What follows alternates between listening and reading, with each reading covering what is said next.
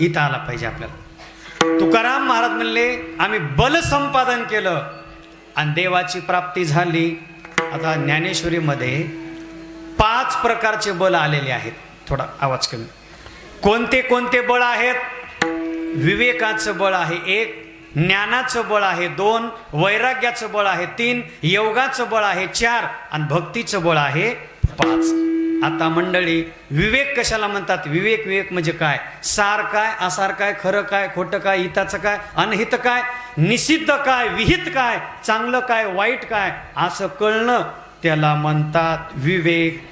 ज्ञानोबरांना एक पक्षी दिसला ज्ञानेश्वरीमध्ये, विवेक. राजहंस नावाचा पक्षी, त्या राजहंसासमोर मंडळी 1 लिटर दूध ठेवलं आणि 1 लिटरमध्ये 1 लिटर पाणी टाकलं आणि असं मिक्स करून राजहंसाला प्यायला दिलं. तर त्या राजहंसानं काय केलं? दूध पिऊन घेतलं आणि पाणी जशाला तसं ठेवलं. सल्लेली पै जैसे एक होनी मिनली असे, परी निवडून राजहंसे वेगळे की जे. वेगळं करणं ज्याला जमतंय त्याला म्हणतात विवेक. आता माणसं दिसायला आहेत पण विवेक नाही बरं काय. दोन्हीपैकी एक घ्यायचं असते. आमच्या घरी एक पाहुणा आला, मला रामराम, म्हणजे रामराम. मला मामा तुम्हाला चहा घ्यायची का कॉफी घ्यायची? ते म्हणजे पहिल्यांदा चहा घेतो आणि नंतर कॉफी घेतो. म्हणजे दोन्हीपैकी एक सांगायचं होतं. पण तेवढा आता हुशार झालेत माणसं प्रपंचात पवन महाराज. पण परमार्था शहाणा तो धनी हुशारला काय कमी नाही. परवा दिवशी आमच्या गावामध्ये एक जण डोकं दुखलं. डोक्याला हात लावून बसले. का मामाला मामा माझं डोकं लय दुखायला, डोकं कशाने राहीन? मामाचं 3 दिवस झालं भांडण चालू होतं. मामाला विचारलं मामा माझं डोकं कशाने राहीन? मामा म्हणले काय नाही, तू गाढवाच्या पाया पड, लगेच तू डोकं राहीन. ते मला मामा करा पाया पुढं. सगळ्याकडचे ज्याला करा धन्यवाद. पंक्ती चालू आहेत, भात शिल्लक आहे असं. विवेका सागरा आणि सख्या माझ्या ज्ञानेश्वरा, दोन्हीपैकी एक निवडणं याला विवेक म्हणतात. असं विवेकाचं बळ सगळ्याकडे नाही. म्हणजे ज्ञानाचं बळ. आता ज्ञानाकरता काय करावं लागते मंडळी? काय वाचन मनानं गुरुची सेवा करावं लागते. अर्जुना बोला देवा तद्विधी प्रणिपातेन परिप्रश्नेन सेवया. लक्ष देऊन ऐका बरं का. पहिल्यांदा गुरुच्या आश्रमात जायचं, वा. गुरुचा आश्रम झाडून काढायचा, शाबास. नंतर त्यांच्या पाया पडायचं, वा. आणि नंतर त्यांना आत्मकल्याणाचा प्रश्न विचारायचा. असं का करायचं? आश्रम झाडून काढल्यानंतर तुमचा सेवाभाव कळतो. दर्शन घेतल्यानंतर तुमचा नम्र भाव कळतो. आणि प्रश्न विचारल्यानंतर तुम्ही कोणत्या अधिकाराचे तुमचा अधिकार कळतो. म्हणून ते ज्ञान पैगा बरवे, जरी मनी आती आणावे, तरी संताया भजावे. सर्वस्वेशी तनु मनु जीवे, चरणाशी लागावे, आगरवता करावे. दास्य सकळा मग अपेक्षी जे आपुले, तेही सांगितले पुसले. जे ज्ञानतकरण बोधले, संकल्पा नये. जेथ ज्ञानाचा कुरवठा, तेथ सेवा हा दारवंटा. तो स्वाधीन करी सुबटा, ओळंगोनी गुरु दाविलिया वाटा. येवनिया विवेक तीर्थ तटा, धुवनिया मळकटा. बुद्धीचा जेने आईशी गुरुकृपा उखाऊ जळली. ज्ञानाची ओतपली पडली, साम्याची रिधी उघडली. तयाची दृष्टी अंगे साने परिणामे थोरू. जैसे गुरुमुखीचे अक्षरू, मनोनी जाणतेने गुरु भजिजे. काय वाचन. आता गुरुची सेवा करावी लागते. स्वामीजी या ठिकाणी उपस्थित. आता कोणाला सेवा करा वाटा ना, हवा करा वाटा, पण काय करा वाटा ना, सेवा. पण शिष्य झाल्याशिवाय गुरु होता येत नाही. आणि सुनबाई झाल्याशिवाय.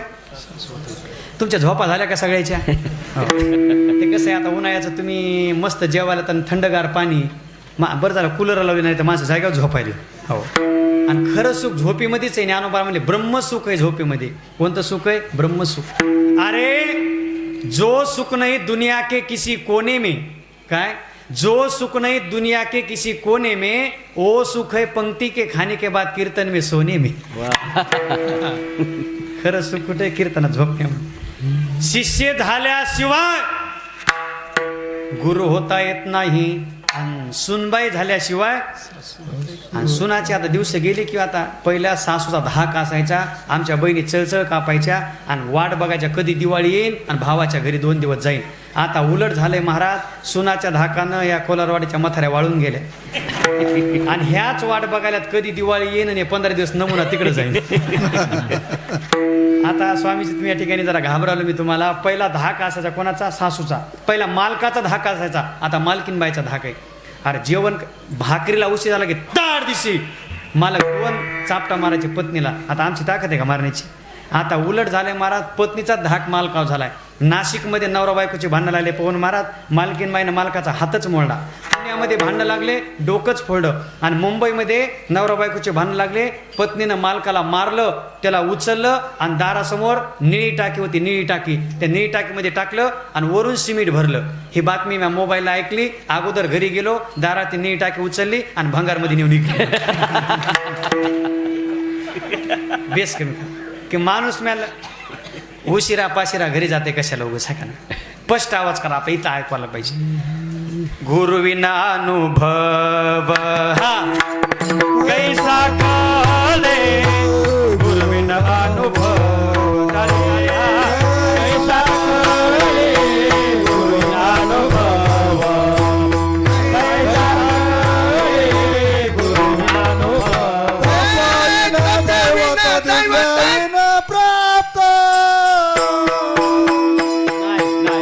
भावे विना देव नकळे निसंदेह, गुरुविन अनुभव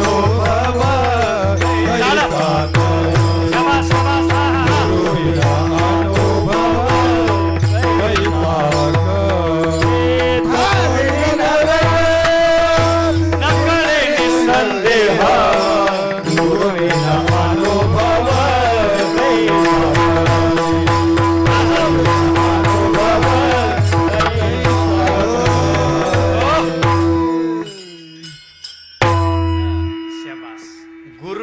अनुभव भावे विना देव अन्नकडे निसर्ग. वा, सुंदर चिंतन आहे. गुरु शिवाय ज्ञान नाही. पण सगळ्यांना आता गुरुची सेवा होणार नाही काय वाच्य मनानं. म्हणून आतींद्रिय लायचे ज्ञानबळ, ज्ञानोबळाने ज्ञानबळ सगळं. म्हणजे वैराग्याचं बळ. वैराग्य शब्दच अवघड आहे पवन महाराज. बोलणं सोपं आहे पण करणं काय आहे.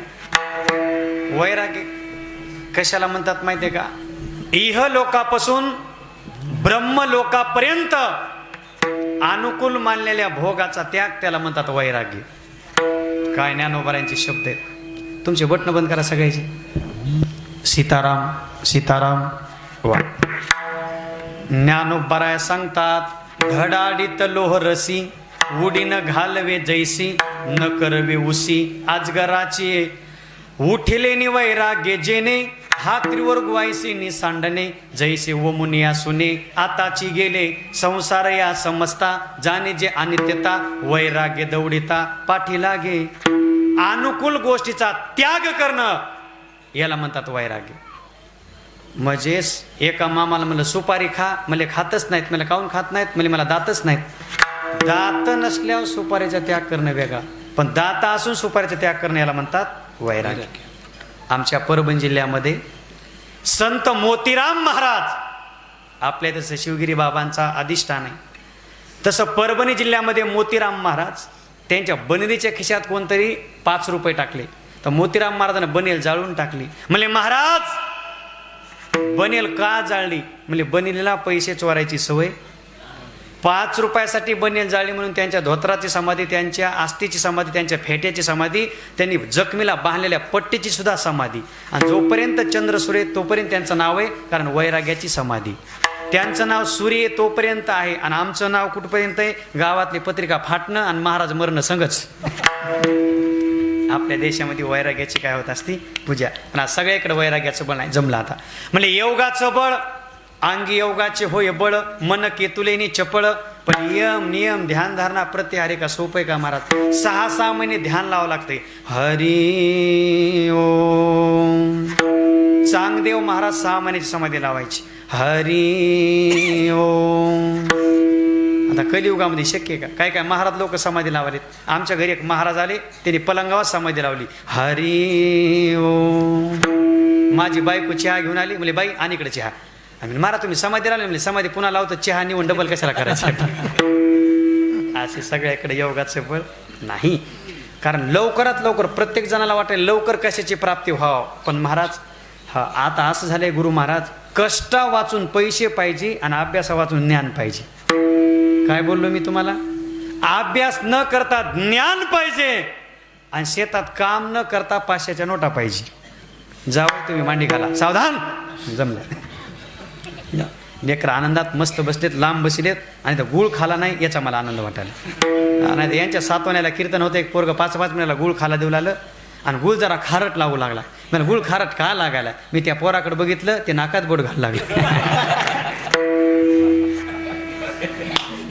ऐक, प्रत्येकाला स्वामीजी वाटेल त्याच्या पुढं जावं, त्याच्या पुढं जावं, अभ्यास न करता पुढं जावं. पण पुढं जाण्याच्या नादात माणसं वैराग्य नसल्यामुळं पाठीमागे आले. 3 वर्षाखाली माझं संभाजीनगरला कीर्तन होतं. माझ्याकडे ब्रिजा गाडी होती, ब्रिजा गाडी 80 स्पीडनं माझी गाडी पळू लागली. पाठीमागून एक पोरगा आलं मोटरसायकलीवर, महाराज गुटखा खाल्लेला, पुढचा दात पडलेला आणि चष्मा घातलेला. त्यानं माझी गाडी बघितली, गर्र मोटरसायकल चालू केली, माझ्या पुढे येऊन घातली. त्याच्या गाडीवर लिहिलं होतं, बघतोस काय रागानं आणि वरटक केलं वाघानं. म्हणजे शबास रे वाघ. वाघ जरा पुढे गेला. आमचा ड्रायव्हर म्हणला, बाबा लेच गाडी पळवायले. आमचा ड्रायव्हर मला बाबा म्हणते, मला याच्या पुढे नेऊन घाल. 100च्या स्पीडनं गाडी पुढे घातली. त्यानं पुन्हा गुटखा खाला, गर्र मोटरसायकल चालू केली, माझ्या पुढे नेऊन घातली. त्याच्या गाडी लिहिलं होतं, बघतोस काय रागानं आणि वरटक केलं वाघानं. वाघ जरा पुढे गेला, एक म्हैस आली, धडक झाली, वाघ जाग्यावर पडला, घोळाना फुटला, दुसरा दात पडला, वाघ सुजून बसला. हो, आमच्या ड्रायव्हर म्हणलं वाघाला उचला. वाघाला उचललं, दवाखान्यात नेलं, 3 सलाईन, एक ग्लुकोज, एक बिस्सा पुढा, 3 नारळ पाणी. 3 तासानं वाघ जरा जागा झाला आणि माझ्याकडे डोळे वाचून बघू लागला. म्हणजे बघतोस काय रागानं, दवाखान्यात आणले बाबानं.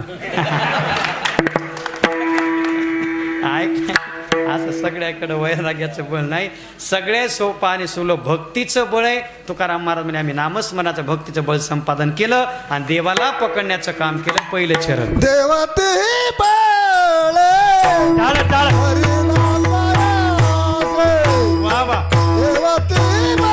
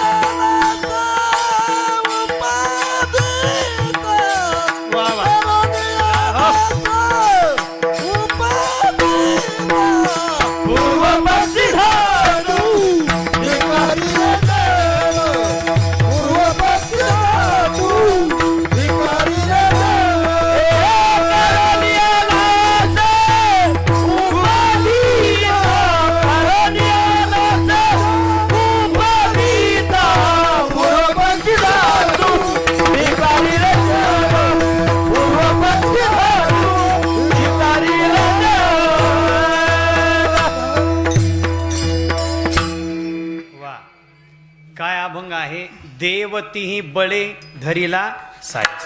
कोणतं बल संपादन केलं? भक्तीचं बळ केलं. आता भक्ती कशाला म्हणतात?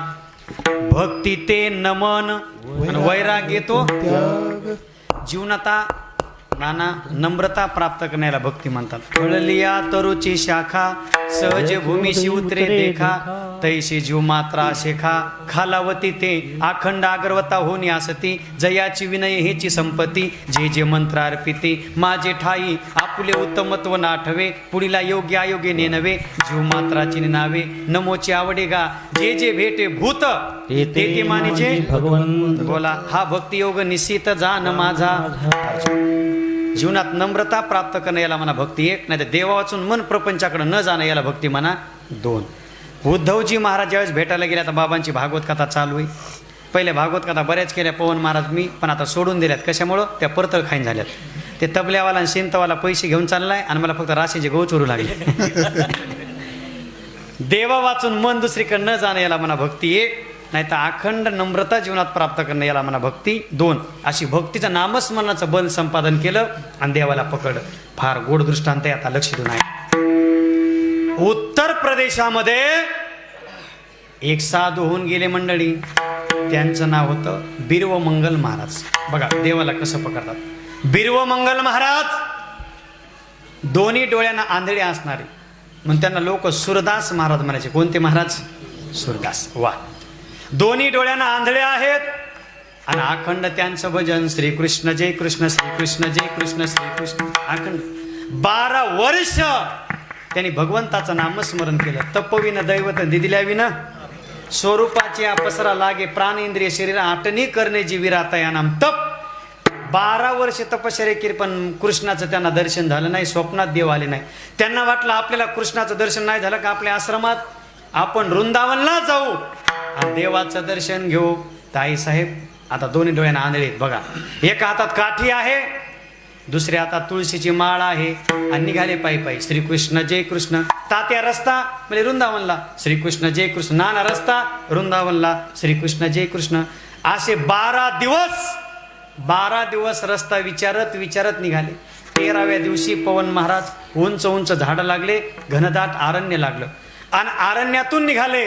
रात्रीचे 6 वाजले, 6:30 वाजले, 7 वाजले, 7:30 वाजले. किट अंधार पडलेला, माणसाचा आवाज नाही, जनावरांचा आवाज नाही आणि साधू रस्त्याने निघालेले. श्रीकृष्ण जय कृष्ण, श्रीकृष्ण जय कृष्ण.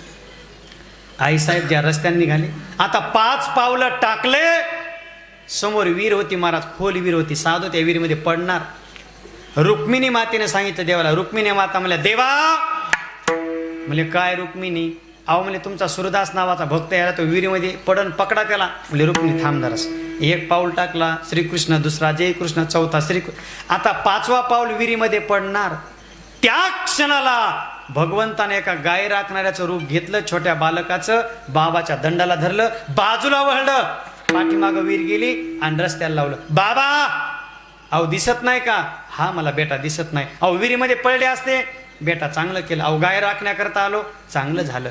पण जे आंधळे माणसं असतात ना, ते काय करतात, ते त्याचा हात आपल्या हातात देत नाहीत, मग ते आपला हात त्याच्या हातामध्ये घेतात. आणि सूरदास महाराजांनी भगवंताचा हात हातामध्ये घेतल्याबरोबर आनंदाच्या लकिऱ्या हृदयातून वाहू लागल्या, डोळ्यातून अश्रूंच्या धारा सुखाच्या लागल्या. अरे 1000 जणांचे हात माझ्या हातामध्ये आले, पण असा सुख देणारा, आनंद देणारा हात बघितला नाही. आनंदाच्या डोळ्यातून अश्रूंच्या धारा लागल्या. भगवंताने सांगितलं बाबा माझ्या गायी दूर गेल्या, सोडा माझा हात. सूरदास म्हणले नाही सोडत. अहो सोडा. म्हणले नाही सोडत. देवानं सांगितलं बाबा तुम्ही माझा हात का सोडत नाहीत? काय साधून उत्तर दिलं. अरे सांगितलं कृष्णा ज्याचा हात धरण्याकरता मी वृंदावनला निघालतो, आता तूच माझ्या हातात आलास, तुझा हात कसा सोडू? आता मंडळी सोडायला तयार नाहीत. पण देव कसा आहे? बलम बलवताम चाहम. देव ताकदवान आहे, देव सामर्थ्यवान आहे, देव शक्तिमान आहे. मंडळी देवानं जोरात बल लावलं आणि स्वतः हात सोडून घेतला. म्हणजे काय बाबा म्हणले ना हात सोडत नाही. घेतला का नाही हात सोडून? काय साधून उत्तर दिलं. सूरदासाने सांगितलं अरे कृष्णा देवा तुम्ही बलवान आहे, तुम्ही ताकदवान आहे, तुम्ही माझ्या हातातून निघून गेले, पण नामस्मरणाच्या जीवावर, भक्तीच्या जीवावर माझ्या हृदयात तुम्हाला बांधून घेतलेलं आहे. हृदयातलंच जाऊन दाखवा, त्यावेळेस मी तुम्हाला महान पुरुष समजीन. हस्तो मी चुपे यातोशी बलात् कृष्णम किमत भूतम. म्हणजे नामस्मरणाच्या जीवावर, भक्तीच्या जीवावर देवाला हृदयात बांधण्याचं काम सूरदासानं केलं. हृदय बंदी खाना केला आणि हात विठ्ठल कोंडीला. अशा प्रकारचं हृदयात बांधण्याचं काम केलं भक्तीच्या बळावर. मग देव त्यांनी बल संपादन करून धरिला सायासे. विठाला विठाला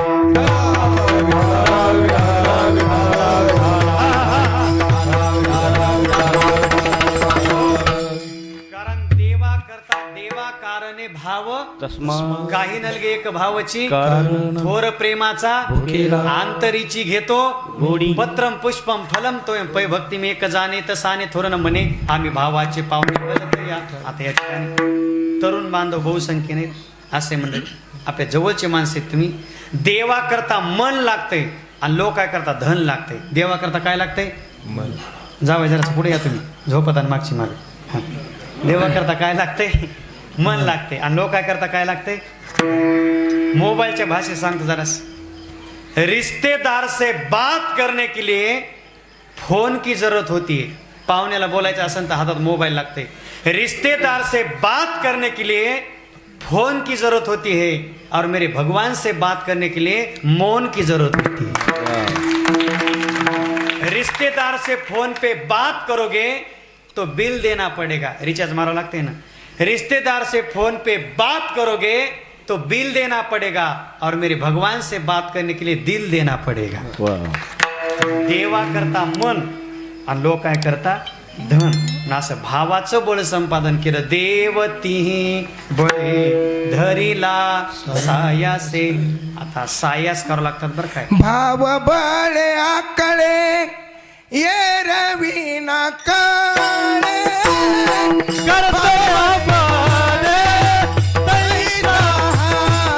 वा वा.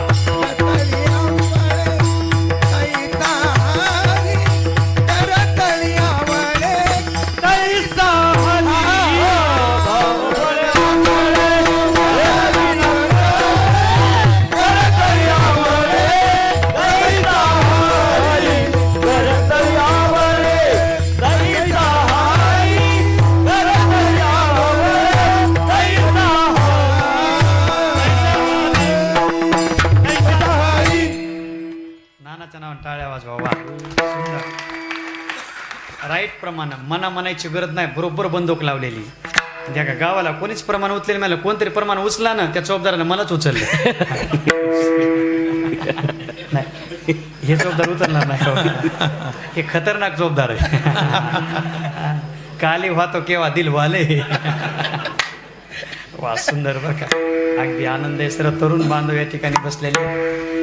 अंतःकरणामध्ये लक्ष द्या. भावाचं बळ भाव म्हणजे अन्नता, भाव म्हणजे एकनिष्ठता, भाव म्हणजे अखंड नामस्मरण, भाव म्हणजे एकादश धरणं, भाव म्हणजे शिवगिरी बाबावर अत्यंत श्रद्धा ठेवणं याचं नाव आहे भाव. आणि असं देवतीही बळे भावनेचं बळ संपादन केलं आणि धरीला सायासे. आणि सायास करावं लागतात. आपण सायास कुठं करतो. सायासे करीशी प्रपंच आपला असं असतं. हेची दान देगा देवा शेजाऱ्याला कोरोना व्हावा. आपल्या असे